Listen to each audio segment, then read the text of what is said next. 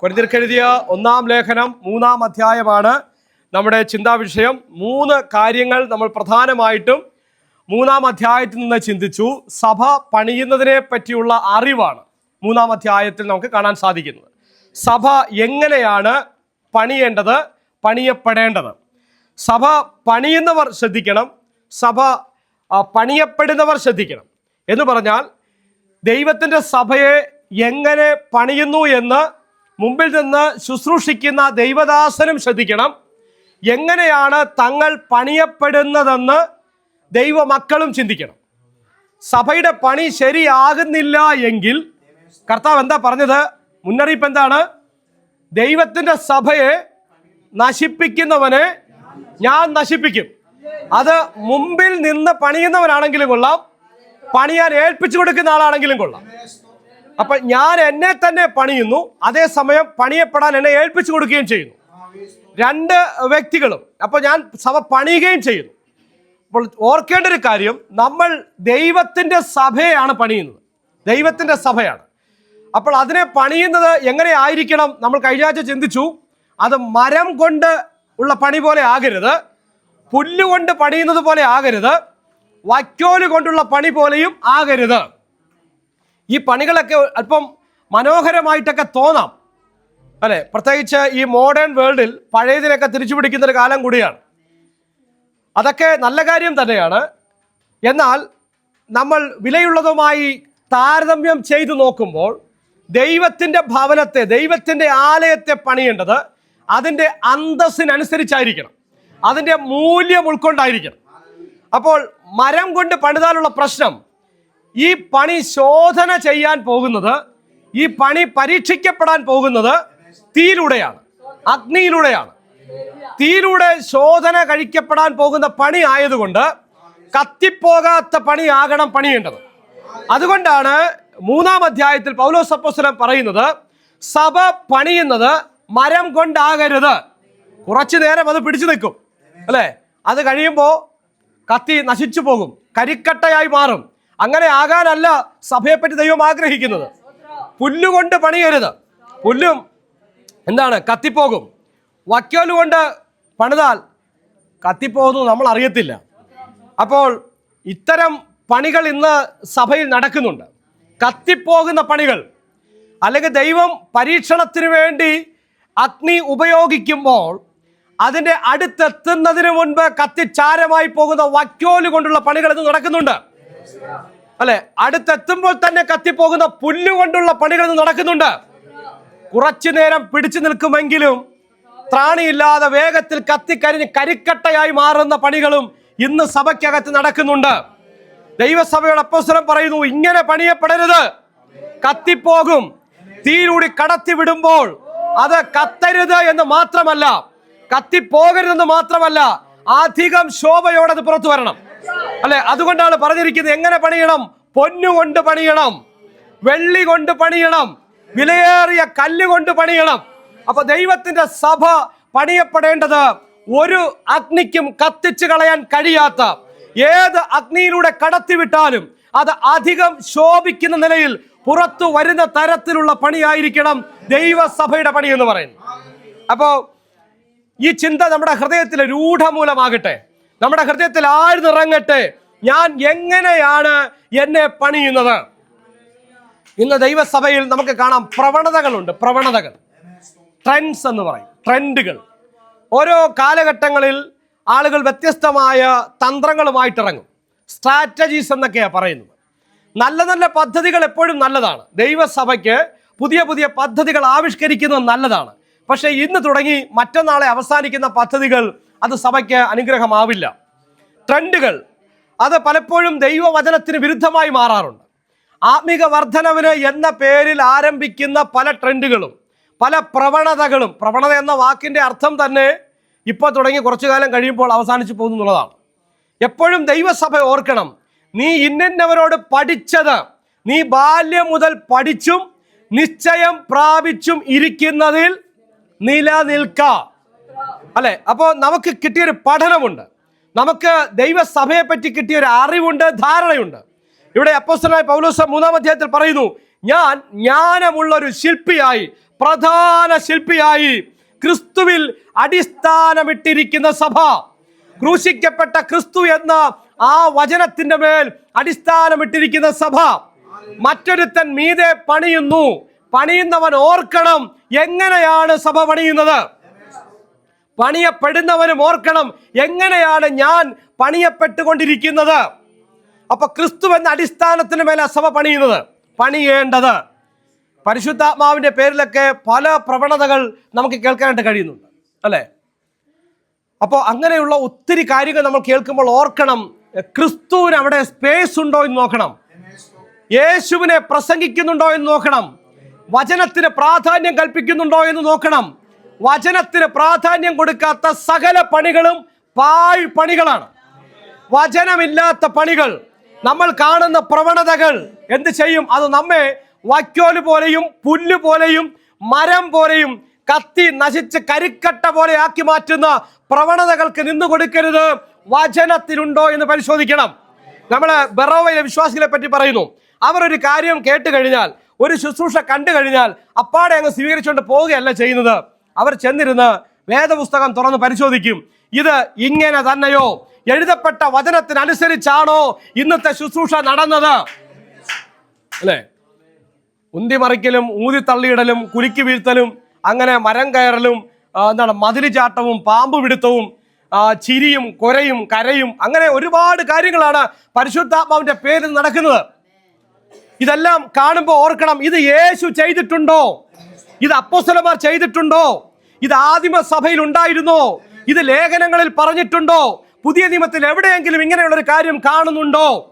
ആദിമ സഭ ചെയ്യാത്തത് നമുക്കും വേണ്ട, അപ്പോസ്തലന്മാർ കാണിച്ചു തരാത്തത് നമുക്ക് വേണ്ട, യേശു മാതൃക കാണിക്കാത്തത് നമുക്ക് വേണ്ട. പിശാച് യേശുവിനോട് പറഞ്ഞു ചാടിക്കോളാൻ പറഞ്ഞു, അല്ലേ? നീ എടുത്ത് ചാടിക്കോ, ദൂതന്മാർ കയ്യിൽ താങ്ങിക്കൊള്ളുവത്. യേശു എന്താ പ്രതികരിച്ചത്? നിന്റെ ദൈവമായ യഹോവയെ പരീക്ഷിക്കരുത്. കർത്താവ് ചാടാൻ പോയോ? കർത്താവ് ചാടാൻ നിന്ന് കൊടുത്തോ? ചാടിക്കോ എന്ന് പറയും, മാറി നിൽക്കാൻ പറയണം, മാറി നിൽക്ക പിശാചേ എന്ന് പറയണം.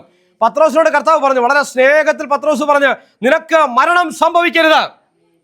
പാടില്ലാത്തത് ചെയ്യാൻ പറയുകയും ചെയ്യേണ്ടത് ചെയ്യാതിരിക്കാൻ നിർബന്ധിക്കുകയും ചെയ്യുന്ന പിശാച്, അല്ലെ? ഗെറ്റ് ബിഹൈൻഡ് മീ സൈറ്റൻ, മാറി നിൽക്ക് പിശാചേ എന്ന് പറഞ്ഞ് തന്റെ ദൗത്യം മുന്നോട്ട് കൊണ്ടുപോയ ക്രിസ്തുവിന്റെ അനുയായികളാണ് നമ്മൾ, അവന്റെ പടയാളികളാണ് നമ്മൾ.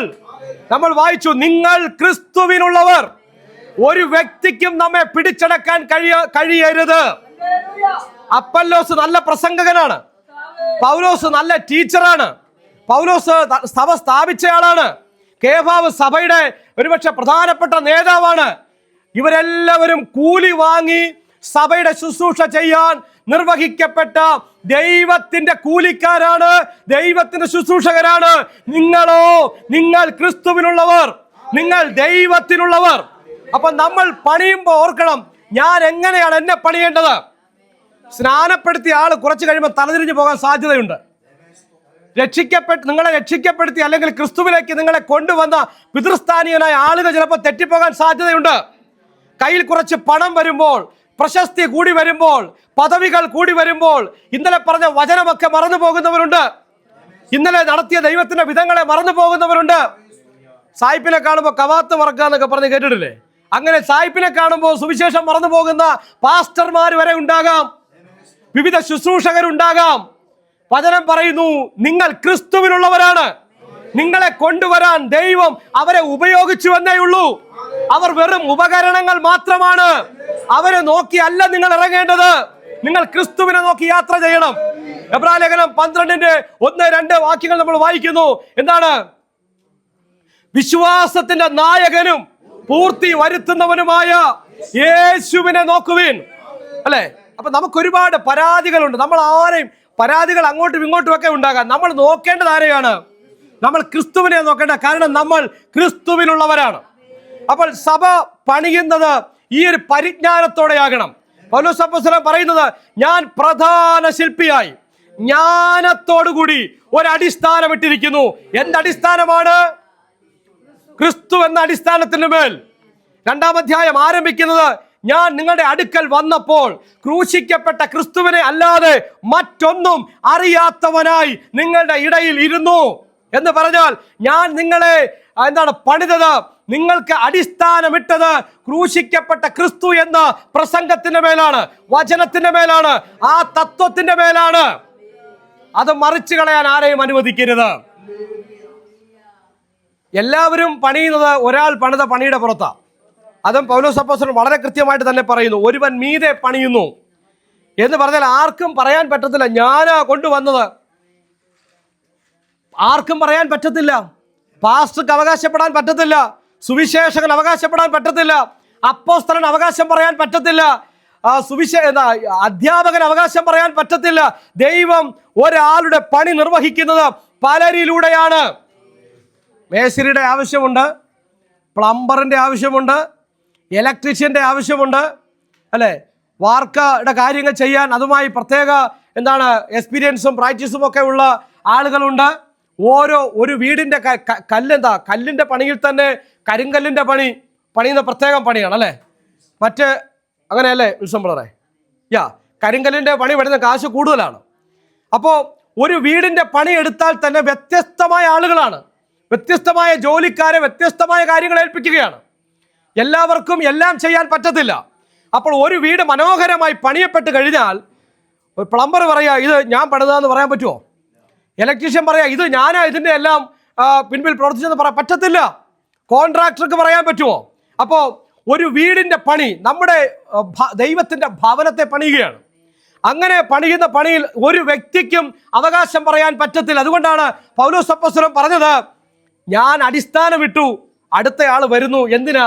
മീതെ പണിയാൻ, പുറത്ത് പണിയാൻ, അല്ലെ? അപ്പൊ പണിയുന്നവൻ ഓർക്കണം അവൻ എങ്ങനെയാ പണിയുന്നത്.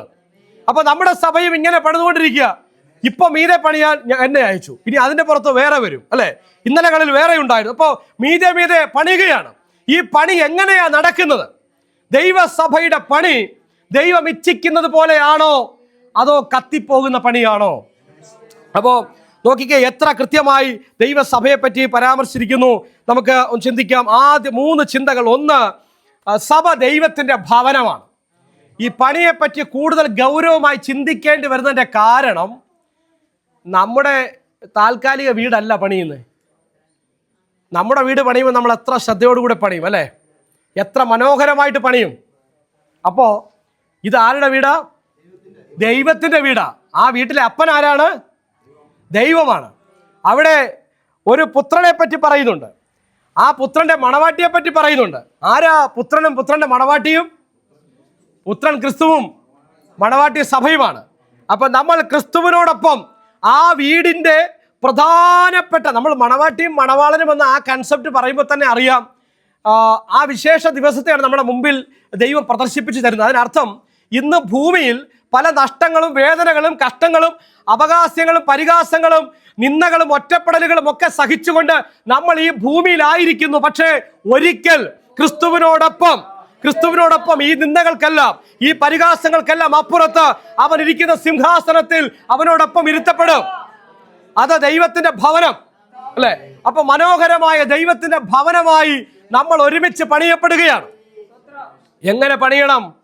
പൊന്നുപോലെ പണിയണം, വെള്ളി പോലെ പണിയണം, വിലയേറിയ കല്ലുപോലെ പണിയണം. അപ്പോൾ നമ്മുടെ ഈ തിയോളജിക്കൽ ഫീൽഡിൽ ഈ ഒരു വിഷയം പഠിപ്പിക്കാനായിട്ട് അധ്യാപകരെ നിയോഗിക്കുമ്പോൾ പ്രത്യേകം സിലബസ് കൊടുക്കും. ഞാൻ 10-12 വർഷമെങ്കിലും അക്കാഡമിക് ഡീൻ എന്ന ഒരു പൊസിഷനിൽ പ്രവർത്തിച്ച ആളാണ്. അപ്പോൾ അധ്യാപകർക്ക് പഠിപ്പിക്കാനായിട്ട് സിലബസ് അവരുടെ കയ്യിൽ നിന്ന് വാങ്ങും, അല്ലെങ്കിൽ സിലബസ് ചിലപ്പോൾ അങ്ങോട്ട് കൊടുക്കും. സിലബസ് എന്ന് പറയുന്നത് എങ്ങനെയാണ് അവരെ പഠിപ്പിക്കേണ്ടതെന്നതിനെ പറ്റിയുള്ള രൂപരേഖയാണ്. കൃത്യമായ രൂപരേഖ കൊടുക്കണമെന്ന് അധ്യാപകർക്ക് നിർദ്ദേശം കൊടുക്കും. അപ്പോൾ ആദ്യം ഈ പഠിപ്പിക്കാൻ പോകുന്ന കോഴ്സിനെ പറ്റിയൊരു ഡിസ്ക്രിപ്ഷൻ കൊടുക്കണം. കോഴ്സ് ഡിസ്ക്രിപ്ഷൻ എന്നാണ്. അതിൻ്റെ മുകളിൽ എഴുതണം എന്താണ് ഈ കോഴ്സ് കൊണ്ട് ആകത്തുക, what is all about the course, അത് എഴുതണം. അത് കഴിഞ്ഞാൽ പിന്നെ ഒബ്ജക്റ്റീവ്സ് എന്ന് എഴുതണം. ഇത് എന്ത് ലക്ഷ്യമാക്കി ഇത് ചെയ്യുന്നത്. ഒബ്ജക്റ്റീവ്സിൽ 3 കാര്യം എഴുതണം. 1 അക്കാഡമിക്കൽ, 2 പ്രാക്ടിക്കൽ, 3 ക്യാരക്ടർ. ഈ 3 കാര്യങ്ങൾ പ്രാക്ടിക്കൽ എന്ന മിനിസ്ട്രിയെ ഉദ്ദേശിച്ചുകൊണ്ടാണ്. ഈ വിഷയം പഠിച്ച് പൂർത്തീകരിക്കുമ്പോൾ ഒരു വിദ്യാർത്ഥിക്ക് അറിവ് സംബന്ധമായി എന്ത് കിട്ടും, അവരെന്തൊക്കെ അറിവുകൾ അവന് കിട്ടും, ഇത് അധ്യാപകൻ എഴുതണം. 2, ഈ വിഷയം പഠിച്ച് പൂർത്തീകരിക്കുമ്പോൾ അവന് ക്യാരക്ടർ വൈസ്, സ്വഭാവ സംബന്ധിയായി അവൻ എങ്ങനെ മാറ്റപ്പെടും, അത് അധ്യാപകൻ എഴുതണം. അടുത്തത് പ്രാക്ടിക്കൽ സൈഡാണ്. ഈ വിഷയം പഠിച്ചു കഴിയുമ്പോൾ അവൻ ശുശ്രൂഷയിൽ ഏത് നിലവാരത്തിൽ എത്തിച്ചേരും, ഈ 3 കാര്യങ്ങളും അധ്യാപകൻ എഴുതണം. അത് കഴിഞ്ഞിട്ട് എക്സ്പെക്റ്റഡ് ലേണിംഗ് ഔട്ട്കംസ് എന്ന് പറഞ്ഞ അടുത്ത സെഷൻ വരിക. അതിനകത്ത് അധ്യാപകൻ എഴുതണം, after the successful completion of this course my student will be എന്ന് പറഞ്ഞ് എഴുതണം. ഇങ്ങനെ ആയിത്തീരും, അവൻ അറിവിൽ അവൻ ഇങ്ങനെയാകും, ഈ വിഷയം പഠിച്ചു കഴിയുമ്പോൾ അവൻ്റെ സ്വഭാവം ഇങ്ങനെയാകും, ഇത് പഠിച്ചു കഴിയുമ്പോൾ അവൻ ഈ ശുശ്രൂഷ നിർവഹിക്കാൻ പ്രാപ്തനായി തീരുമെന്ന് എഴുതിയിട്ട് അതുമായി ബന്ധപ്പെട്ട പുസ്തകങ്ങൾ വായിക്കാൻ കൊടുക്കണം, ബേസിക് ടെക്സ്റ്റ് ബുക്ക് കൊടുക്കണം, അസൈൻമെന്റ്സ് കൊടുക്കണം. 33 മണിക്കൂർ അധ്യാപകൻ ലെക്ചർ എടുത്തെന്ന് ഉറപ്പിച്ചിരിക്കണം. അതിനകത്ത് 6 മണിക്കൂർ, 33 അല്ല 40 മണിക്കൂറിൽ 6 മണിക്കൂർ അവൻ ഇന്റർവെല് കൊടുക്കണം. ഇതെല്ലാം അതിനകത്ത് കൃത്യമായി പരാമർശിക്കപ്പെടുന്ന കാര്യമാണ്. 1 മണിക്കൂർ ക്ലാസ് എടുക്കുമ്പോൾ 10 മിനിറ്റ് ഇന്റർവെല് കൊടുക്കണം, അങ്ങനെ നോട്ട്സ് കൊടുക്കണം. ഈ കാര്യങ്ങളെല്ലാം പറഞ്ഞിട്ടാണ് ഒരു വിഷയം പഠിപ്പിക്കാനായിട്ട് അക്കാഡമിക് ഡീൻ ഒരു അധ്യാപകനെ ഏൽപ്പിക്കും. എന്നിട്ട് തുടർമാനമായി നിരീക്ഷിക്കും. ഇവരെ ക്ലാസ് എടുത്തുകൊണ്ടിരിക്കുമ്പോൾ ആ ക്ലാസ്സിലേക്ക് അക്കാഡമിക് ഡീൻ കയറി ചെല്ലും, പഠിപ്പിക്കുന്ന എങ്ങനെയാണെന്ന് നോക്കും, ടൈം ടേബിൾ കയ്യിലുണ്ടാകും, അവർ സിലബസിൽ എഴുതി തരും, ഇത്രാമത്തെ ആഴ്ചയിൽ ഞാൻ ഇത്രാമത്തെ ഏരിയ ആയിരിക്കും കവർ ചെയ്യുന്നത്. അപ്പോൾ അക്കാഡമിക് ഡീൻ ക്ലാസ്സിൽ ചെല്ലും, അത് നോക്കും, അദ്ദേഹത്തിൻ്റെ കയ്യിലുള്ള ടൈം ടേബിൾ വെച്ച് നോക്കും, ഇദ്ദേഹം എവിടെ കവർ ചെയ്തുകൊണ്ടിരിക്കുന്നത്, ഇന്നും 1ാം പാഠത്തിലാണോ നിൽക്കുന്നത്, അതോ 1ാം പാഠം പഠിപ്പിക്കുന്നത് ലാസ്റ്റ് പാഠത്തിലാണോ നിൽക്കുന്നത് നോക്കും. അപ്പോൾ ഇങ്ങനെ ഒരു പരിശീലന പരിപാടി ഞാൻ പറഞ്ഞത്. അപ്പം നിങ്ങൾ ചിന്തിക്കുന്നുണ്ടായിരിക്കും, ഇങ്ങനെയൊക്കെ പഠിച്ചിട്ട് വന്ന് ഇത്രയൊക്കെ കാണിക്കുള്ളല്ലോ അല്ലേ? അപ്പോൾ ഇങ്ങനെയൊക്കെയാണ് പോകുന്ന കാര്യങ്ങൾ, ഇങ്ങനെയൊക്കെയാണ് പോകേണ്ടത്. പക്ഷേ പലയിടത്തും അങ്ങനെ പോകുന്നില്ല എന്നതാണ് സത്യം. നന്നായിട്ട് പോയി കഴിഞ്ഞാൽ നമ്മളത് കേൾക്കുമ്പോഴും അനുഭവിക്കുമ്പോഴും നമുക്കറിയാം അല്ലേ, നന്നായി പഠിച്ചത് എങ്ങനെയാണെന്നുള്ളത് നമുക്ക് അതിൻ്റെ റിസൾട്ട് കാണുമ്പോൾ അറിയാം. ഞാൻ പറഞ്ഞു വന്നത്, ദൈവസഭ പണിയപ്പെടുന്നത് ഇങ്ങനെയാകണം, നമ്മൾ വിലയിരുത്തണം. ഞാൻ അറിവ് സംബന്ധമായി എവിടെയാണ്, നമുക്ക് റോമാലേഖനം പഠിക്കുമ്പോൾ നമുക്ക് അതിനകത്ത് മനസ്സിലാക്കണം, അറിവില്ലെങ്കിൽ വലിയ പ്രശ്നമാണ്. രക്ഷിക്കപ്പെട്ടവനോട് ദൈവം പറഞ്ഞത്, നമ്മുടെ ബാങ്കിൽ നമുക്കൊരു 10,000 രൂപയുടെ ആവശ്യമുണ്ട് അല്ലേ, 10,000 രൂപയുടെ ആവശ്യമുണ്ട്. ബാങ്കിൽ 1 കോടി രൂപ കിടപ്പുണ്ടെന്ന് വിചാരിക്കുക, ആവശ്യം 10,000 രൂപയുടെ, പക്ഷെ 1 കോടി രൂപ ബാങ്കിലുണ്ടെന്ന് അറിയത്തില്ലെങ്കിൽ എന്ത് പറ്റും? പലരുടെ മുമ്പിൽ കൈ നീട്ടിക്കൊണ്ട് നടക്കും അല്ലേ, അതല്ലേ സംഭവിക്കത്തുള്ളൂ. അപ്പോൾ എന്താ പ്രശ്നം എന്താണ്?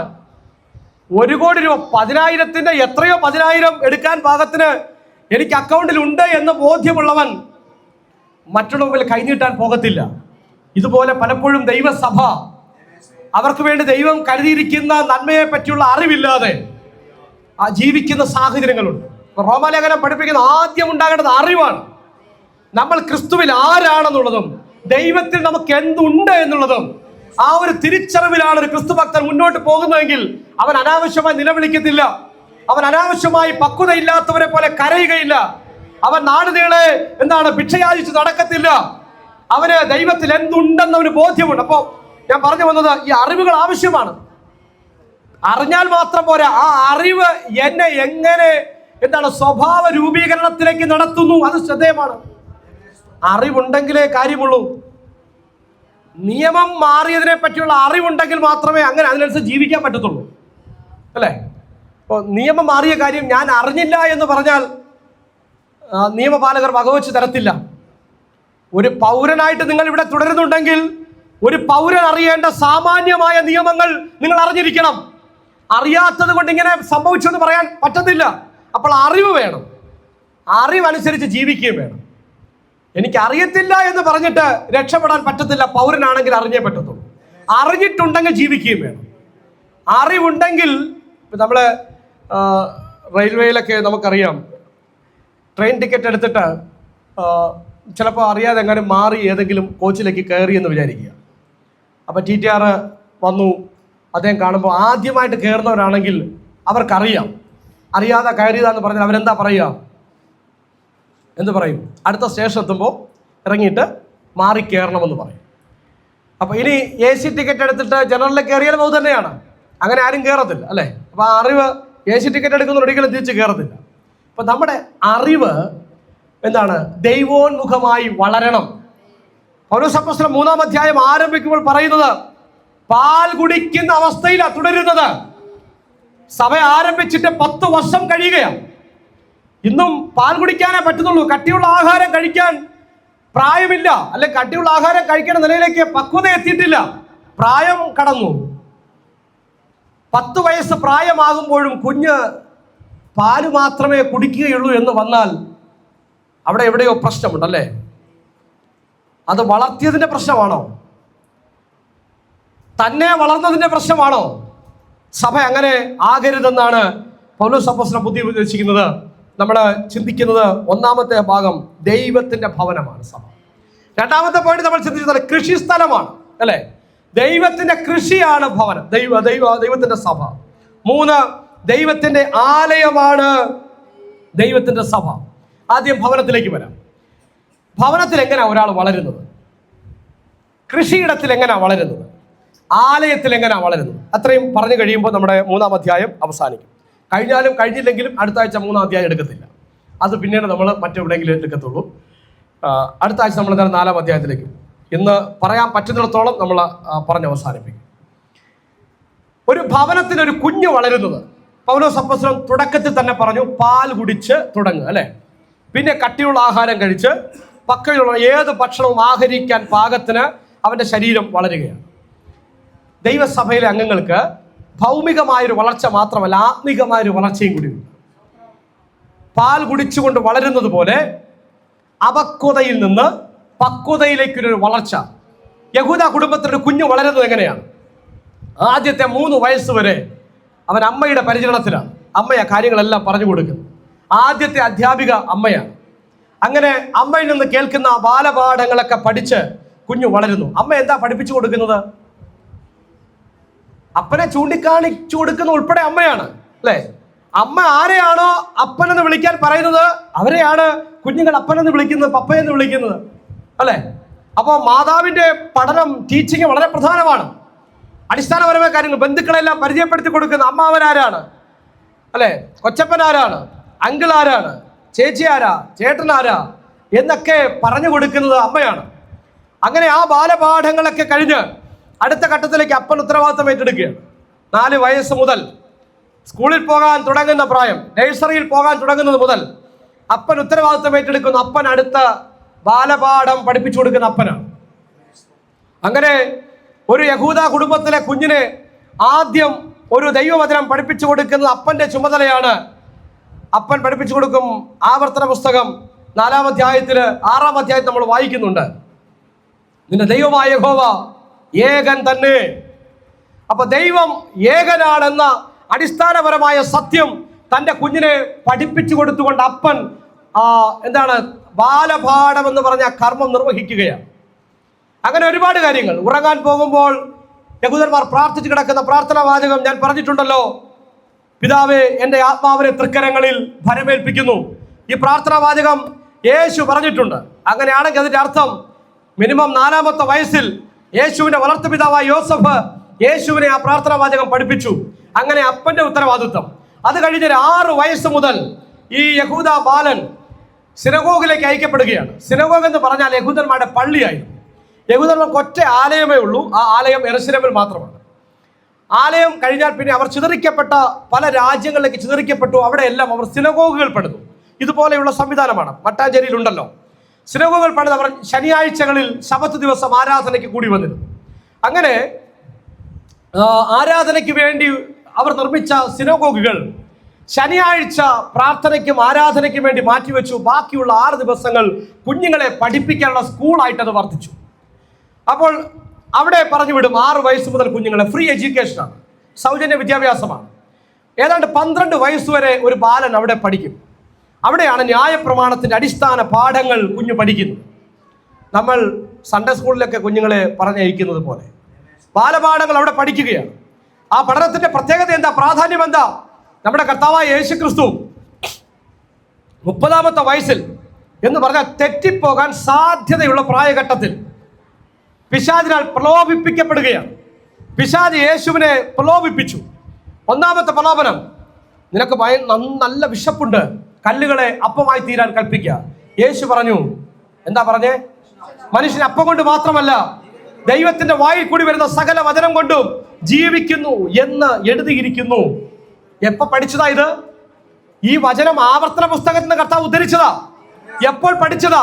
സിനഗോഗിൽ 6 വയസ്സ് മുതൽ 12 വയസ്സ് വരെയുള്ള പ്രായഘട്ടത്തിൽ കർത്താവ് പഠിച്ച വചനമാണ്. രണ്ടാമത്തെ പിശാചിന്റെ പ്രലോഭനം, മുകളിൽ നിന്നെടുത്ത് താഴേക്ക് ചാടുക, ദൂതന്മാർ കൈകളിൽ താങ്ങിക്കൊള്ളും. കർത്താവ് പറഞ്ഞു, നിന്റെ ദൈവമായ യഹോവയെ പരീക്ഷിക്കരുത് എന്നും കൂടി എഴുതിയിരിക്കുന്നു. എവിടെ പഠിച്ചതാ? സിനഗോഗിൽ പഠിച്ചതാ. 6 മുതൽ 12 വയസ്സ് വരെയുള്ള പ്രായഘട്ടത്തിൽ കർത്താവ് പഠിച്ച വചനമാണ്. മൂന്നാമത്തെ പ്രലോഭനം, എന്നെ വീണ് നമസ്കരിക്കുക, ഇതെല്ലാം ഞാൻ നിനക്ക് തരാമെന്ന് പിശാച് പ്രലോഭിപ്പിക്കുമ്പോൾ ക്രിസ്തു പറഞ്ഞു, എന്താ പറഞ്ഞത്? നിന്റെ ദൈവമായ യഹോവയെ നമസ്കരിച്ച് അവനെ മാത്രമേ ആരാധിക്കാവൂ എന്ന് എഴുതിയിരിക്കുന്നു. It is written, it is written, it is also written. ഇങ്ങനെ പറയുമ്പോൾ കർത്താവ് നമുക്ക് നൽകുന്ന സന്ദേശം എന്താണ്? ദൈവത്തിന്റെ വചനം പഠിക്കേണ്ടതിന്റെ പ്രാധാന്യതയാണ്. സിനഗോഗിൽ കുഞ്ഞുങ്ങളെ അയച്ച് ന്യായപ്രമാണം, ദൈവത്തിന്റെ വചനം അവരെ ഹൃദ്യസ്ഥമാക്കുന്ന ഉൾപ്പെടെയുള്ള പഠനങ്ങൾ അവർക്ക് നൽകും. 12 വയസ്സങ്ങോട്ട് കഴിയുമ്പോൾ കൈകൾക്കും കാലുകൾക്കും എല്ലാം ആരോഗ്യമായി അപ്പനെയും അമ്മയും ഒക്കെ വീട്ടിൽ സഹായിക്കാനുള്ള ഒരു ത്രാണിയിലേക്ക് മകൻ മാറിക്കഴിയുമ്പോൾ അപ്പൻ ആ കുഞ്ഞിന് തനിക്കറിയാവുന്ന തൻ്റെ കുലത്തൊഴിൽ പഠിപ്പിക്കും. യഹൂദന്മാർക്കൊരു പ്രമാണമുണ്ട്, എല്ലാ യഹൂദനും ഒരു കൈത്തൊഴിൽ അറിഞ്ഞിരിക്കണം, അവന്റെ ഉപജീവനത്തിന് വേണ്ട കൈത്തൊഴിൽ അറിഞ്ഞിരിക്കണം. അത് പഠിപ്പിക്കേണ്ട ഉത്തരവാദിത്വം അപ്പന്റെ ചുമതലയാണ്. അപ്പൻ അത് പഠിപ്പിച്ചില്ലെങ്കിൽ ആ അപ്പനെ അപ്പൻ മകനെ കള്ളനാക്കുന്നു എന്നാണ് യഹൂദ റബ്ബി പഠിപ്പിച്ചത്. അപ്പോൾ എത്ര ഉത്തരവാദിത്വ ബോധത്തോടുകൂടി ഒരു യഹൂദ പിതാവ് തന്റെ ബാലനെ, തന്റെ മകനെ ഒരു കൈത്തൊഴിൽ അല്ലെങ്കിൽ കുലത്തൊഴിൽ പഠിപ്പിക്കുമായിരുന്നു ചിന്തിക്കുക. നമ്മുടെ കർത്താവും പഠിച്ചു. കർത്താവിന് സമൂഹത്തിലേക്ക് ഇറങ്ങിയപ്പോൾ ആളുകൾ ചോദിച്ചു, ഇവൻ തച്ചനല്ലയോ? ഇവൻ തച്ചന്റെ മകനല്ലയോ? അപ്പോൾ യോസഫിന് എന്തറിയാമായിരുന്നു? അത് യോസഫ് തന്റെ മകനെ, വളർത്തുമകനായ യേശുവിനെ പഠിപ്പിച്ചു. കർത്താവ് തച്ചനായിട്ട് പണി ചെയ്തു എന്ന് തന്നെ നമ്മൾ വായിക്കുന്നു. അപ്പോൾ അതുപോലെ തന്നെ ന്യായപ്രമാണം പഠിപ്പിക്കാത്ത അപ്പനെ ചവറ് എന്ന് കരുതണം എന്നായിരുന്നു യഹൂദ റബ്ബിമാർ പഠിപ്പിച്ചത്. ചവർ എന്ന് കരുതണം. അത്രത്തോളം പ്രാധാന്യത്തോടെ മക്കളെ ദൈവവചനം പഠിപ്പിച്ചു. ആരാണ്? മാതാപിതാക്കൾ, അപ്പൻ. വീട്ടിൽ ആത്മിക ശിക്ഷണം ഉണ്ടാകണം, അല്ലെങ്കിൽ സൺഡേ സ്കൂളിൽ ആത്മിക പാഠങ്ങൾ ലഭിക്കണം. അവർ പഠിക്കേണ്ട വചനങ്ങൾ പഠിക്കേണ്ടിടത്ത് കൃത്യമായും ക്രമീകൃതമായും ഓരോ കാലഘട്ടത്തിലും കൃത്യമായി പഠിച്ചു വളരണം. നോക്കിക്കേ, അത് കഴിയുമ്പോ കാര്യപ്രാപ്തിയൊക്കെ ആകുമ്പോ അപ്പൻ ഇങ്ങനെ പ്രായാധിക്യത്തിലേക്ക് പോകുന്നു. ഈ മൂത്ത മകൻ അവന്റെ സഹോദരങ്ങൾ ഇങ്ങനെ വളർന്നു വരുന്നത് കാണുന്നു. അപ്പനോട് ചേർന്ന് സഹകരിക്കുന്നു, വീട്ടിലെ കാര്യങ്ങൾ നോക്കി തുടങ്ങുന്നു. വീട്ടിൽ ഉപജീവനത്തിന് വേണ്ടത് മൂത്ത മകനും കൂടെ കണ്ടെത്തി തുടങ്ങുന്നു. സഹോദരങ്ങൾക്ക് കാണാൻ പാകത്രവൻ ജീവിക്കുന്നു. അങ്ങനെ മുതിർന്ന് വളർന്നു വന്ന് വീട്ടിലെ കാര്യാദികളൊക്കെ നോക്കി ദൈവവചനത്തിലും സാമൂഹിക ജീവിതത്തിലും ഭവനത്തിലെ അന്തരീക്ഷത്തിലും ഒക്കെ പക്വതയുള്ളവനായി വളർന്ന് അപ്പന് ശേഷം, അപ്പന്റെ കാലം കഴിഞ്ഞാലും ആ ഭവനത്തെ നോക്കി നടത്താൻ ത്രാണിയുള്ളവനായി മൂത്ത മകൻ വളർന്നു വരികയാണ്. നമ്മുടെ കർത്താവായ യേശുവിനെ പറ്റി ഒരു ചിന്തയുണ്ട്. പുറമേ ഉള്ളവർക്ക് സംശയമുള്ളൊരു ചിന്തയാണ്, യേശു എവിടെയായിരുന്നു 13 മുതൽ 30 വയസ്സ് വരെ? ബൈബിളിൽ എഴുതിയിട്ടില്ല അല്ലേ? പലരും പല കഥകളാണ് മെനയുന്നത്. ഒരു കാര്യം നമുക്കറിയാം, 12 വയസ്സ് കഴിഞ്ഞ് കുലത്തൊഴിൽ പഠിച്ച കർത്താവ്, കൈത്തൊഴിൽ പഠിച്ച കർത്താവ്, യഹൂദ പ്രമാണപ്രകാരം ആ കാര്യങ്ങളൊക്കെ ചെയ്ത് മുന്നോട്ട് പോകുമ്പോൾ പിന്നീട് ഒരു കാര്യം നമ്മൾ കാണുന്നു, യോസഫിനെ എങ്ങും പറഞ്ഞു കാണുന്നില്ല. ഒരിടത്തും യോസഫിനെ പിന്നീട് കാണുന്നില്ല. യേശുവിനെ 12ാമത്തെ വയസ്സൊഴികെ പിന്നെ നമ്മൾ യോസഫിനെ ഒരിടത്തും പരാമർശിച്ച് കാണില്ല. പക്ഷേ മറിയ, യേശുവിന്റെ അമ്മയായ മറിയത്തെ നമ്മൾ പെന്തക്കോസ് നാളിൽ പോലും നമുക്ക് കാണാം. ക്രൂശിൽ മറിയയെ കാണാം. യേശുവിന്റെ ശുശ്രൂഷയിലുടനീളം പല സ്ഥലങ്ങളിൽ മറിയയും സഹോദരങ്ങളും വന്നതായിട്ട് നമുക്ക് കാണാൻ സാധിക്കുന്നുണ്ട്. യോസഫ് മരണപ്പെട്ടിരുന്നിരിക്കാം എന്നതാണ് വേദപണ്ഡിതന്മാരുടെ നിഗമനം. എന്താണെങ്കിലും ഒരു കാര്യം ഉറപ്പാണ്, ഏതാണ്ട് 30 വയസ്സുവരെ കർത്താവ് തൻ്റെ പിതാവിന് ശേഷം തൻ്റെ വീട്ടിലെ കാര്യാദികൾ നോക്കി ഒരു മൂത്ത മകനായിട്ട് കർത്താവിടെ ജീവിച്ചു നമുക്ക് കരുതാം. അപ്പോൾ ചിലരെങ്കിലും ചിന്തിക്കും, കന്യാമറിയാമിന് ഒരു മകനല്ലേ ഉണ്ടായിരുന്നുള്ളൂ അല്ലേ? നമ്മൾ എങ്ങനെയാ വായിക്കുന്ന ബൈബിളിൽ? അവളുടെ ആദ്യ ജാതനെ പ്രസവിച്ചു. ആദ്യ ജാതൻ എന്ന് പറഞ്ഞ അർത്ഥം എന്താ? പുറകെ വേറെ മക്കൾ ഉണ്ടായിരുന്നെന്ന. അവളുടെ മൂത്ത മകനെ പ്രസവിച്ചു എന്ന് പറഞ്ഞാൽ അർത്ഥം, മൂത്ത മകനെ പ്രസവിച്ചു എന്ന് പറഞ്ഞാൽ ഇളയ മക്കൾ ഉണ്ടെന്ന് അർത്ഥം. അപ്പോൾ നമ്മൾ വേദപുസ്തകത്തിൽ വായിക്കുന്നുണ്ട് യേശുവിന് കുറഞ്ഞത് 4 സഹോദരന്മാരും 3 സഹോദരിമാരും ഉള്ളതായിട്ട് കൃത്യമായി 1-ലധികം തവണ വേദപുസ്തകത്തിൽ രേഖപ്പെടുത്തിയിട്ടുണ്ട്. അങ്ങനെയാണെങ്കിൽ യേശുവിന്റെ ഭവനം എത്ര പേർ അടങ്ങുന്ന ഭവനമായിരുന്നു? താൻ മൂത്ത മകൻ, തന്റെ വളർത്തുപിതാവ്, തന്റെ മാതാവ്, പിന്നെ തന്റെ 7 സഹോദരങ്ങൾ. എത്ര പേരായി?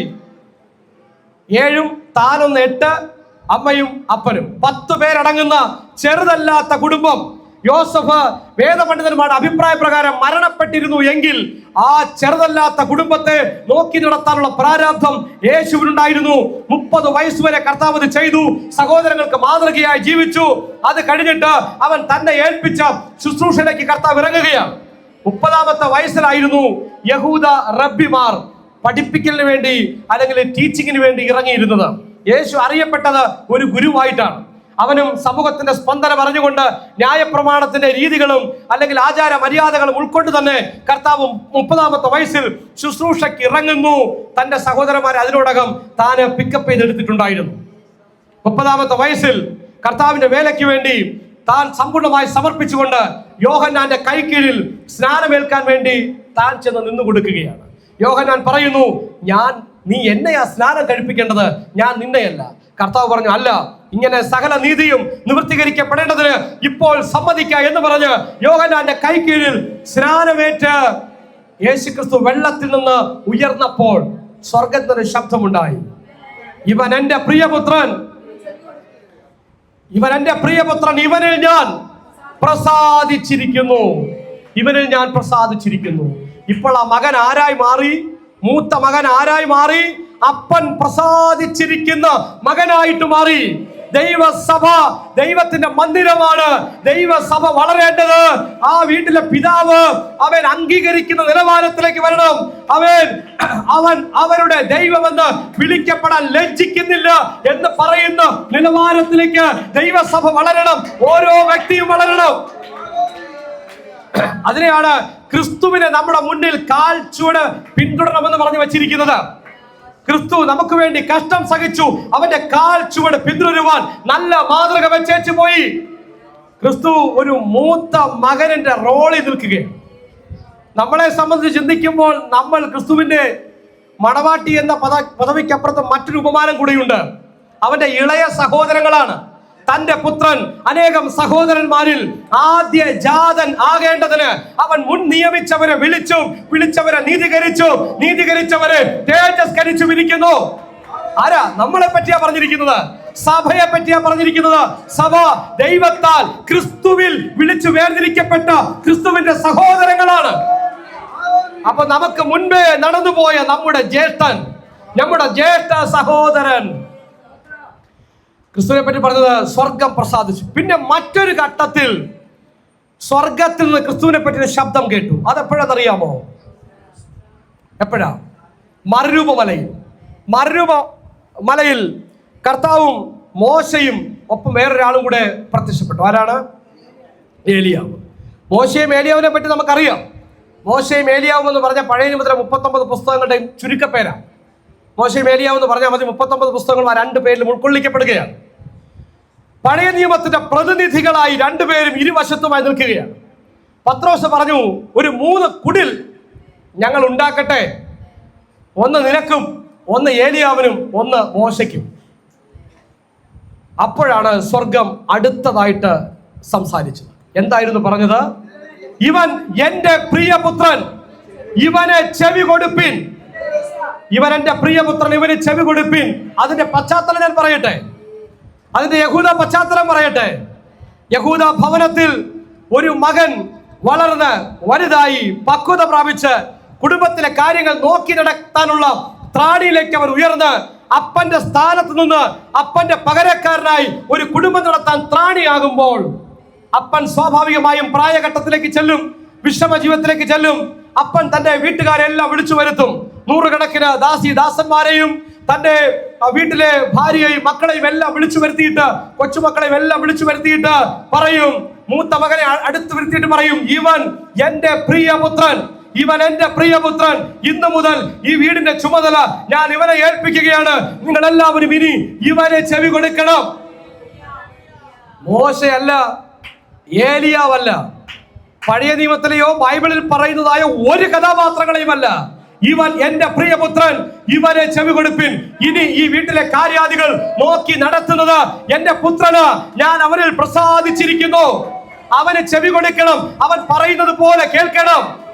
നിങ്ങളോ ക്രിസ്തുവിനുള്ളവർ, നിങ്ങളോ ക്രിസ്തുവിനുള്ളവർ. ഞാൻ പറഞ്ഞു വന്നത്, ഇങ്ങനെയാണ് ഒരു മകൻ ഒരു കുടുംബത്തിൽ വളരുന്നത്. ദൈവസഭയോട് പൗലോസ് അപ്പോസ്തലൻ ആ യഹൂദ പശ്ചാത്തലത്തിലൂടെ പറഞ്ഞ് മനസ്സിലാക്കി തരികയാണ്, ഒരു ദൈവ പൈതൽ ഇങ്ങനെ വളരണം, ദൈവസഭയിൽ ഇങ്ങനെ വളരണം. പാല് കുടിച്ചുകൊണ്ടിരിക്കുന്ന വളർച്ചയല്ല. 10 വർഷം കഴിയുമ്പോഴും പാൽ മാത്രം കുടിക്കാൻ പറ്റുന്ന കട്ടിയുള്ള ആഹാരം ആഹരിക്കാൻ കഴിയാത്ത നിലയിൽ ഒരു കുഞ്ഞിനെ പോലെ തുടരുകയല്ല. ശണ്ട വെച്ചും കലഹിച്ചും ചന്തപ്പിള്ളേരെ പോലെ മുമ്പോട്ട് പോകുന്ന അവസ്ഥയല്ല. ഇതുപോലെ വളരണം. ഒരു അപ്പന് പ്രസാദിച്ചിരിക്കുന്നു പറയാൻ കഴിയുന്ന വിധം, വീട്ടിലെ ഉത്തരവാദിത്തങ്ങൾ ഏൽപ്പിക്കാൻ കഴിയുന്ന വിധം, അപ്പന്റെ കാര്യാദികൾ നോക്കി നടത്തുന്ന ഒരു മകനായിട്ട് അവൻ വളരാൻ ദൈവസഭയിലെ ഓരോ അംഗത്തെ പറ്റിയും ദൈവം ആഗ്രഹിക്കുന്നു. നമ്മൾ ദൈവത്തിന്റെ ഭവനമാണ്, ദൈവത്തിന്റെ ഭവനമാണ്. ആ ഭവനത്തിലെ ഓരോ വ്യക്തിയും ഇങ്ങനെ വളരണം, പടിപടിയായി വളരണം. അങ്ങനെ വളരുന്നില്ലെങ്കിൽ അപ്പോസ്തലൻ ചോദിക്കുന്നു, നിങ്ങളുടെ വളർച്ച പരിശോധിക്കണം, നിങ്ങളെ പണിയുന്നവരെ പരിശോധിക്കണം, നിങ്ങൾ എങ്ങനെ പണിയപ്പെടുന്നു എന്ന് പരിശോധിക്കണം. സഭ ഇങ്ങനെ വളരണം, ഉപദേശത്തിൽ വളരണം, പ്രവൃത്തിയിൽ വളരണം, ഫലത്തിൽ വളരണം. നമുക്ക് സമയമുണ്ടെങ്കിൽ ആ ഭാഗങ്ങൾ വായിക്കാം. രണ്ടാമത് കൃഷിസ്ഥലമാണ്. കൃഷിസ്ഥലത്തിനകത്ത് എന്തൊക്കെയാണ് നടക്കുന്നത്? വിത്ത് വിതയ്ക്കുന്നു, മണ്ണ് അല്ലെങ്കിൽ ഭൂമി കൃഷിക്ക് അനുയോജ്യമാക്കുന്നു, പിന്നെ ചെടി പ്ലാന്റ് ചെയ്യുന്നു അല്ലെങ്കിൽ വിത്ത് വിതയ്ക്കുന്നു, നനയ്ക്കുന്നു, ഫലമെടുക്കുന്നു. വിവിധ ജോലിക്കാരാണ് അല്ലേ, വിവിധ ഘട്ടങ്ങളായിട്ടാണ് കൃഷി നടക്കുന്നത്. അപ്പോൾ കൃഷിസ്ഥലത്ത് നേരത്തെ ഭവനത്തിൻ്റെ കാര്യം പറഞ്ഞു, അവിടെ വിവിധ ജോലിക്കാരാണ്. ഇവിടെയും വ്യത്യസ്തരായ ജോലിക്കാരാണ്. കൃഷിസ്ഥലത്ത് നടുന്ന ആളായിരിക്കില്ല കളപറിക്കാൻ പോകും, നിർബന്ധമില്ല. ചിലപ്പോൾ ഒരാൾ ചെയ്തേക്കാം. ഇനി വിതയ്ക്കുന്ന ആളാകണമെന്നില്ല കൊയ്യാൻ പോകുന്നത്. കൊയ്ത്തുകാർ വേറെയാകാം. കൊയ്യാൻ പോകുന്ന ആള് തന്നിൽ തന്നെ അങ്ങ് അഹങ്കരിക്കാൻ പറ്റുമോ? ഒരാള് രക്ഷിക്കപ്പെട്ട് 50 പേര് രക്ഷിക്കപ്പെട്ട് സഭയിലേക്ക് വന്ന ഉടനെ പറയാ എൻ്റെ മിടുക്കൊണ്ട് വന്നാന്ന് പറയാൻ പറ്റുമോ? ദൈവവചനം പറഞ്ഞു തരുന്നു, വിതച്ച ഒരാളുണ്ട്, അപ്പുറത്ത് കളപറിച്ച ഒരാളുണ്ട്. ഇതിനിടയിലൂടെ ഇങ്ങനെ ഈ കഴിഞ്ഞ 4-5 മാസം ഈ നെല്ല് വളരുന്നതും നോക്കി അതിനകത്തെ കീടങ്ങൾ നശിപ്പിച്ച് കൂടെ നടന്ന ആളുകൾ വേറെയുണ്ട്. വെള്ളം തിരിച്ചുവിട്ടവരുണ്ട്, വെള്ളം കൂടിപ്പോകാതെ ശ്രദ്ധിച്ചവരുണ്ട്. ഏറ്റവും ഒടുവിൽ നീ കൊയ്യാൻ വന്ന ദൈവത്തിന് ശുശ്രൂഷകർ വ്യത്യസ്തരാണ് എന്ന് പറഞ്ഞാൽ നമ്മൾ തുടക്കത്തിൽ വായിച്ചു, ആരും ഒരുത്തനും തന്നിൽ തന്നെ പ്രശംസിക്കാതിരിക്കേണ്ടതിന് ദൈവം എല്ലാം വ്യത്യസ്തമായിട്ടാണ് ചെയ്യുന്നത്. ഞാൻ എന്ന് പറയാതിരിക്കാൻ, എന്റെ മിടുക്ക് കൊണ്ടെന്ന് പറയാതിരിക്കാൻ ദൈവം എന്ത് ചെയ്തു? എല്ലാം വിവിധങ്ങളായി ആ പ്രശംസ ആരും എടുക്കാതിരിക്കാൻ ദൈവം കൃത്യമായ കാര്യങ്ങൾ വിഭാവനം ചെയ്യുകയാണ്. അപ്പൊ കൊയ്യാൻ പോകുന്ന ആള് കൊയ്യുമ്പോൾ ഭയങ്കര സന്തോഷം അല്ലെ. വിതയ്ക്കുന്നത് കരച്ചിലോടുകൂടിയാണ്, കൊയ്യുന്നത് ആർപ്പോടുകൂടിയാണ്. ചില ആളുകൾ ശുശ്രൂഷ കരഞ്ഞുകൊണ്ട് ചെയ്യേണ്ടി വരും, ബദ്ധപ്പാടോടുകൂടി ചെയ്യേണ്ടി വരും. ചില ശുശ്രൂഷകർ ആർത്തുകൊണ്ട് ചെയ്യും. ഇതിന്റെ പ്രതിഫലമൊക്കെ മുകളിൽ ചെല്ലുമ്പോഴാണ്. കരഞ്ഞുകൊണ്ട് വിതച്ചവന് മുകളിൽ കിട്ടും, ആർത്തുകൊണ്ട് കൊയ്തവന് മുകളിൽ കിട്ടും. അപ്പൊ ഇതെങ്ങനെ പണിയുന്നു എന്നുള്ളതാണ് പ്രധാനം. അപ്പൊ ഈ ഒരു താൽക്കാലികമായൊരു പീരീഡിൽ അദ്ദേഹത്തിന് ചിരിക്കാൻ പറ്റി, എനിക്കെപ്പോഴും കരച്ചിലാണല്ലോ. നോ, ഇതൊരു താൽക്കാലികമായൊരു പ്രോസസ്സാണ്. ഇതൊരു 4-5 മാസത്തെ പണിയാണ്. ഇത് കഴിഞ്ഞിട്ട് ഒരു അനുഭവമുണ്ട്, എല്ലാവരും ഒരുമിച്ച് അനുഭവിക്കുന്ന ഒരു അനുഭവമുണ്ട്. കരഞ്ഞുകൊണ്ട് ചെയ്താലും ചിരിച്ചുകൊണ്ട് ചെയ്താലും അവന്റെ കൂലി ദൈവം കൊടുക്കുന്നുണ്ട്, കൂലി കൃത്യമായി കൊടുക്കുന്നുണ്ട്. എന്നാൽ എല്ലാവർക്കും സന്തോഷിക്കാൻ ഉള്ളൊരു അനുഭവം ദൈവം കൊയ്ത്തിന് ശേഷം ഒരുക്കി വെച്ചിട്ടുണ്ട്. അപ്പൊ സഭയിൽ ഒരാത്മാവ് കടന്നു വരുന്നത് കൊയ്ത്തിന് തുല്യമാണ്, കൊയ്ത്തിന് തുല്യമാണ്. അപ്പോ കൃഷി പോലെ സഭ വളരണം. ആദ്യം നമ്മൾ ചിന്തിച്ചത് ഒരു ഭവനത്തിൽ ഒരാൾ പക്വതയുള്ളവനായി അല്ലെ, മൂത്ത മകൻ ഒറ്റയാളായിട്ട് ഇങ്ങനെ വളരുകയാണ്, പക്വതയുള്ളവനായി കുടുംബം നടത്താൻ പാകത്തിന് വളരുന്നു. രണ്ടാമത്തെ ഭാഗത്തെ ചിന്ത, ഒറ്റയ്ക്ക് വളർന്നാൽ പോരാ, ഒരുമിച്ച് വളരണം. നെൽകൃഷി നോക്കുമ്പോൾ ഒരു ചെടി 2 അടിയും മറ്റേ ചെടി 5 അടിയുമായിട്ടാണ് നിൽക്കുന്നത്. അല്ല. എല്ലാം കാണുമ്പോൾ ഒരുപോലെയാണ്, ഒരുപോലെ. കതിരൊക്കെ ഇങ്ങനെ വളരുമ്പോൾ, കുഞ്ഞു കതിരുകളൊക്കെ ഇങ്ങനെ വരുമ്പോൾ ഇങ്ങനെ നിൽക്കുമല്ലോ. ഞാനെന്ന് പറഞ്ഞു നിങ്ങൾക്ക് എല്ലാം വിളഞ്ഞ് നല്ല പാകമാകുമ്പോൾ എല്ലാം ഇങ്ങനെ എന്താണ്, ദൈവത്തിന് മഹത്വപ്പെടുത്തിക്കൊണ്ട് നിൽക്കുന്നത് പോലെ, അല്ലെ? ദൈവത്തിന് മഹത്വം കൊടുക്കുന്നത് പോലെ. ഞാനല്ല, എന്റെ വളർച്ചയ്ക്ക് പിന്നിൽ ഒരുപാട് പേരുണ്ട്. എന്റെ വളർച്ചയ്ക്ക് കരഞ്ഞവരുണ്ട്. എന്നെ കളപറിക്കാൻ വേണ്ടി ദൈവത്തിൽ ഉപയോഗിച്ചവരുണ്ട്, അല്ലെ? കൊയ്യാൻ പാകത്തിനിങ്ങനെ കുനിഞ്ഞു നിൽക്കുന്ന ആ ഒരു കൊയ്ത്തിന്റെ അനുഭവത്തിലേക്ക് ദൈവം കൊണ്ട് എത്തിക്കുകയാണ്. ഫലദായകമായി വളരണം, ഫലകരമായി വളരണം. അങ്ങനെ വളർന്നില്ലെങ്കിൽ എന്താ പ്രശ്നം? കൊയ്ത്ത് കഴിഞ്ഞിട്ടൊരു പരിപാടി ഉണ്ടല്ലേ. കൊയ്ത്ത് കഴിഞ്ഞിട്ട് ഗോതമ്പും പതിരും വേർതിരിക്കുന്ന ഒരു ചടങ്ങും കൂടിയുണ്ട്. നെല്ലും പതിരും വേർതിരിക്കുന്ന ഒരു ചടങ്ങുണ്ട്. അല്ലാതെ എല്ലാം കൂടി വെട്ടിയെടുത്ത് നേരെ കൊണ്ടുപോയി അങ്ങ് വെക്കുകയല്ല. ഈ കൊയ്ത്ത് സമയത്താണ് ഇടയിൽ കൂടി വളരുന്ന കുറെ അണ്ണന്മാരുണ്ടല്ലോ, ഈ കള ഇതാണെന്ന് തോന്നിക്കുന്ന കള, അതിനെല്ലാം കൂടി വളരുന്നത് വരെ നമുക്കൊരു പ്രശ്നമുണ്ടല്ലോ. കർത്താവേ, അവൻ അങ്ങനെ ഇവൻ ഇങ്ങനെയൊക്കെ പോയാൽ എങ്ങനെ? അത് അങ്ങനെ പോട്ടെ എന്നാ, അങ്ങനെ തന്നെ നിൽക്കട്ടെ. അവനെ പറിക്കാൻ പോയാൽ മറ്റടുത്ത് നല്ല ചെടി കൂടെ ചിലപ്പോ അതിന്റെ വളർച്ചയ്ക്ക് ബുദ്ധിമുട്ടുണ്ടാകും. അടുത്തേക്കുന്ന ബലഹീനം കൂടെ അങ്ങ് പറഞ്ഞു പോകാൻ സാധ്യതയുണ്ട്. അതുകൊണ്ട് അവൻ അവിടെ നിൽക്കട്ടെ. കൊയ്യുന്നൊരു ദിവസമുണ്ട്. കൊയ്ത്ത് കഴിയുമ്പോൾ ഇവനെയൊക്കെ കൂടെ കൂട്ടിയിട്ട് അപ്പുറത്തിട്ട് കത്തിക്കും. അത് കഴിഞ്ഞിട്ട് ഈ മുകളിൽ നിൽക്കുന്ന, ഞങ്ങളും ഇവരുടെ കൂടെ ഉള്ളതെന്ന് പറഞ്ഞ് നിൽക്കുന്ന ആൾക്കാരുണ്ടല്ലോ, തലകുനിച്ച് നിൽക്കുന്ന ആ കതിരുകളോടൊപ്പം കുനിയാൻ പറ്റത്തില്ല. കാരണം അകത്തൊന്നും ഇല്ല, വെയിറ്റ് ഉണ്ടെങ്കിലേ കുനിയത്തുള്ളൂ. അത് നിവർന്ന് നിൽക്കട്ടെ. പക്ഷെ ഇവരുടെ കൂടെയൊക്കെ കുനിഞ്ഞങ്ങ് നിൽക്കും. ഞങ്ങൾ ഇതിന്റെ കൂടെ ഉള്ളതാ. പക്ഷേ ഒരുമിച്ച് കൊണ്ടുചെന്ന് ഈ എന്താണ് പാറ്റുന്നൊരു സമയമുണ്ട്, വേർതിരിക്കുന്നൊരു സമയമുണ്ട്. ഗോതമ്പിനെയും നെല്ലിനെയും കളപ്പുരയിലേക്ക് മാറ്റും, നിത്യതയിലേക്ക് വേണ്ടി സൂക്ഷിക്കും. മറ്റെന്ത് ചെയ്യും? കെടാത്ത തീയിലിട്ട്, പതിർ കെടാത്ത തീയിലിട്ട് ചുട്ടുകളയും, കത്തിച്ച് കളയും. അതുകൊണ്ടാണ് പറഞ്ഞത്, സഭ പണിയുന്നത് സൂക്ഷിച്ച് പണിയണം. സഭ പണിയപ്പെടുന്നത് സൂക്ഷിച്ച് പണിയണം. ഇത് ഇങ്ങനെ വെറുതെ ഉള്ള കാര്യമല്ല. ഇത് തീയിലൂടെ ശോധന ചെയ്യപ്പെടുന്ന പണിയ. ഇത് അഗ്നിയിലൂടെ ശോധന ചെയ്യപ്പെടുന്ന പണിയ.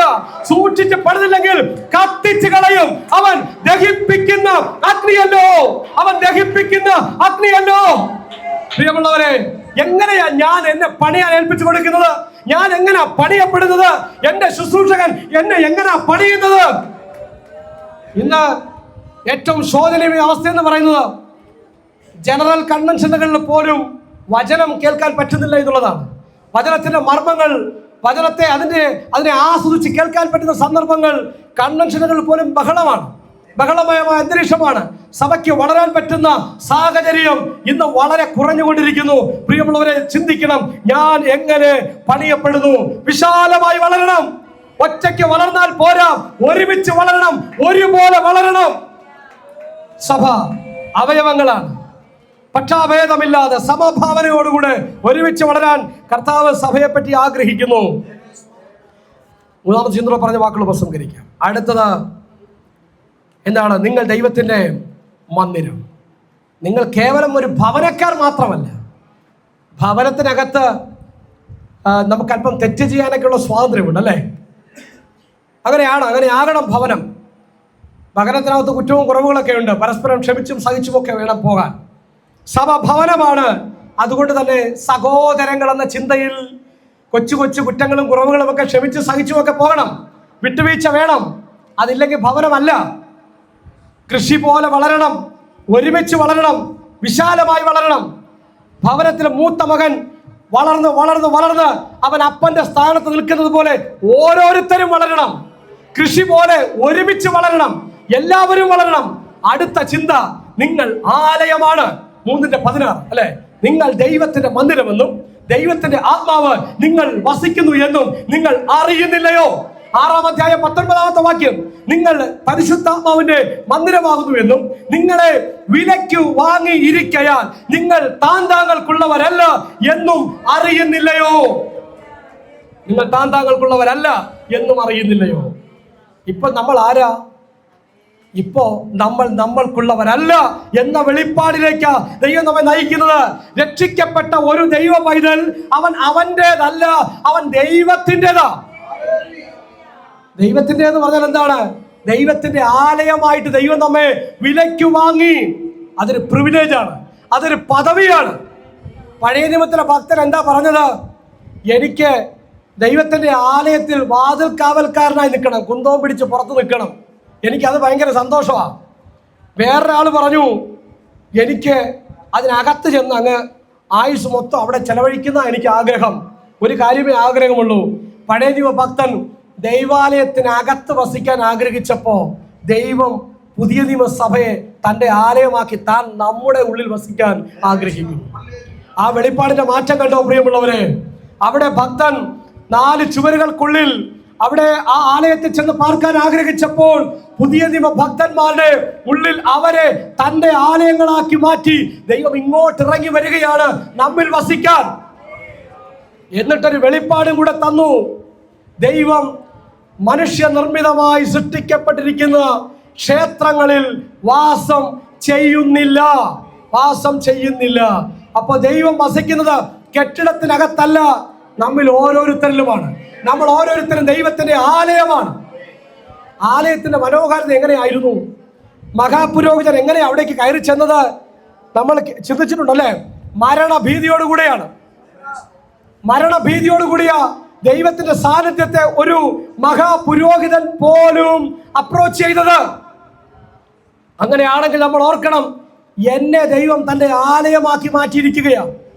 പഴയ നിയമ ഭക്തൻ ആലയത്തിന്റെ വാതിക്കൽ വന്നപ്പോ ഷോക്കടിച്ചതുപോലെ അവൻ കവിണ്ണു വീണെങ്കിൽ, പുതിയ നിയമ ഭക്തനെ വിറയ്ക്കാതെ ഭയം കൂടാതെ ധൈര്യത്തോടെ അവൻ ആ ദൈവ സാന്നിധ്യത്തെ ഉൾക്കൊള്ളാൻ പാകത്തിന് നമ്മുടെ ഉള്ളിൽ ദൈവം ഇറങ്ങി വസിക്കുകയാണ്. ധൈര്യത്തിന്റെ ആത്മാവിനെ, അവൻ പുത്രത്വത്തിന്റെ ആത്മാവിനെ നമുക്ക് തന്നു. അതുകൊണ്ടാണ് പരിശുദ്ധാത്മാവിനെ പ്രാപിക്കണമെന്ന് പറയുന്നത്. നമ്മൾ ആലയമായിട്ട് മാറണമെങ്കിൽ എന്ത് ചെയ്യണം? പരിശുദ്ധാത്മാവിനെ പ്രാപിക്കണം. കാരണം പഴയ നിയമത്തിലെ ആലയത്തിൽ അവർ പോയത് ഞങ്ങൾ നിന്റെ ദാസന്മാർ എന്ന് പറഞ്ഞുകൊണ്ടാണ്. ഓക്കെ, ദാസന്മാർ യജമാനെ പേടിച്ചാ പോകുന്നത്. കൈ പോകുമോ, കാല് പോകുമോ, തല പോകുമോ എന്ന ഭീതിയോടുകൂടിയാ പോയത്. ഇവിടെ ഭയമില്ല. കാരണം ആത്മാവ് പുത്രത്വത്തിന്റെ ആത്മാവാ, അവകാശത്തിന്റെ ആത്മാവാ, ജ്ഞാനത്തിന്റെയും ആലോചനയുടെയും പരിജ്ഞാനത്തിന്റെയും ബലത്തിന്റെയും സുബോധത്തിന്റെയും അറിവിന്റെയും ആത്മാവാണ്. ഇവിടെ ഭയമില്ല. ഇവിടെ ഞാൻ അവകാശിയാണെന്ന ബോധത്തോടു കൂടിയാണ് ദൈവത്തെ ആരാധിക്കാൻ പോകുന്നത്. കർത്താവ് പുതിയ നിയമ സഭയോട് പറഞ്ഞു, അല്ലെങ്കിൽ സഭയെ നോക്കിക്കൊണ്ട് പറഞ്ഞു, സത്യ നമസ്കാരികൾ ആരെയാണ് ആരാധിക്കുന്നത്? പിതാവിനെ ആരാധിക്കുന്നു. പിതാവിനെ ആരാധിക്കുന്ന മക്കളാണ് നമ്മൾ. അപ്പൊ ദൈവം നമ്മെ പേടിപ്പിക്കുന്ന സ്വരൂപമല്ല, കണ്ടാൽ പേടിച്ച് ഭയചകിതരായി മറിഞ്ഞു പോകുന്ന സ്വരൂപമല്ല ദൈവം. അവൻ നമ്മുടെ പിതാവാണ്. പുത്രത്വം എന്ന ബോധ്യത്തോടെ, അവകാശികളെന്ന ബോധത്തോടെ ദൈവത്തെ ആരാധിക്കാൻ നമ്മൾ പ്രാപ്തമാക്കപ്പെട്ടിരിക്കുന്നു. നാം ദൈവത്തിന്റെ ആലയങ്ങളാണ്.